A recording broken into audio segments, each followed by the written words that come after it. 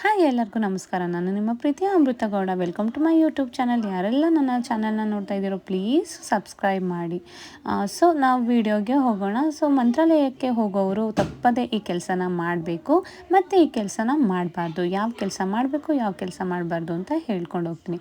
So ನೀವು ಮಂತ್ರಾಲಯಕ್ಕೆ ಹೋಗಬೇಕಾದ್ರೆ ನಿಮ್ಮ ಡ್ರೆಸ್ ಕೋಡ್ ಕೂಡ ಸ್ಯಾರಿ ಆಗಿರಬೇಕು, ಅಂದರೆ ಟ್ರೆಡಿಷ್ನಲ್ ವೇರ್ ಆಗಿರಬೇಕು. ಸ್ಯಾರಿ ಮತ್ತು ಚೂಡಿದಾರ್ ಹಾಕ್ಕೊಬೇಕು ಹೆಣ್ಮಕ್ಳು. ಗಂಡು ಮಕ್ಕಳು ಪಂಚೆ ಶರ್ಟ್ನ ಹಾಕ್ಕೊಂಡು ಹೋಗಬೇಕು. ಸೊ ಇದು ಅಲ್ಲಿನ ಡ್ರೆಸ್ ಕೋಡ್ ಆಗಿದೆ. ಹಾಗೆ ನೆಕ್ಸ್ಟು ನಿಮಗೆ ನಾನು ಹೇಳೋದು ಏನಂತ ಹೇಳಿದ್ರೆ, ನೀವು ಮಂತ್ರಾಲಯಕ್ಕೆ ವಿಸಿಟ್ ಮಾಡಿದ ತಕ್ಷಣ ಫಸ್ಟು ನೀವು ಹೋಗಬೇಕಾಗಿರೋದೆ ತುಂಗಭದ್ರಾ ನದಿ ತೀರಕ್ಕೆ. ಸೊ ತುಂಗಭದ್ರಾ ನದಿ ತೀರದಲ್ಲಿ ಹೋಗಿ ಸ್ನಾನ ಮಾಡಬೇಕು. ನಂತರ ನೀವು ನೆಕ್ಸ್ಟ್ ಬರಬೇಕಾಗಿರೋದು ಮಂಚಲಮ್ಮ ದೇವಸ್ಥಾನಕ್ಕೆ ನೀವು ದರ್ಶನನ ಮಾಡಬೇಕಾಗುತ್ತೆ. ಸೊ ಯಾಕಂದರೆ ರಾಯರು ಕೂಡ ಇಲ್ಲಿ ಬಂದು ನೆಲೆಸುವಾಗ ಮಂಚಲಮ್ಮನ ಪರ್ಮಿಷನ್ ತೊಗೊಂಡಿದ್ರಂತೆ. ಸೊ ಅದರಿಂದಾಗಿ ಮೊದಲು ದರ್ಶನ ಮಂಚಲಮ್ಮ ತಾಯಿದಾಗಿರುತ್ತೆ.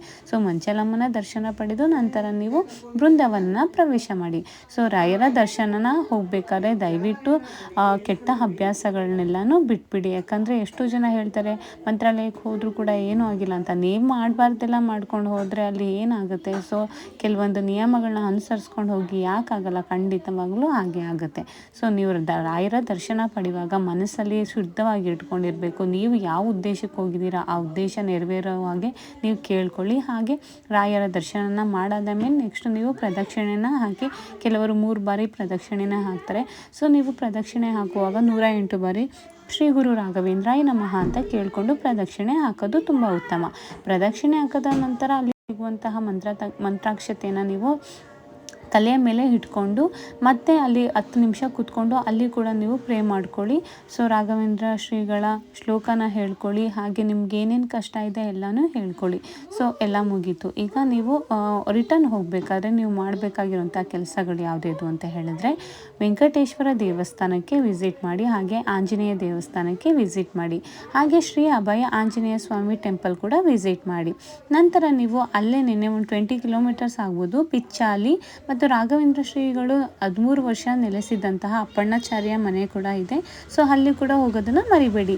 ಲಾಸ್ಟ್ನೇದಾಗಿ ಪಂಚಮುಖಿ ಆಂಜನೇಯ ದೇವಸ್ಥಾನದ ದರ್ಶನ ಮಾಡಿ.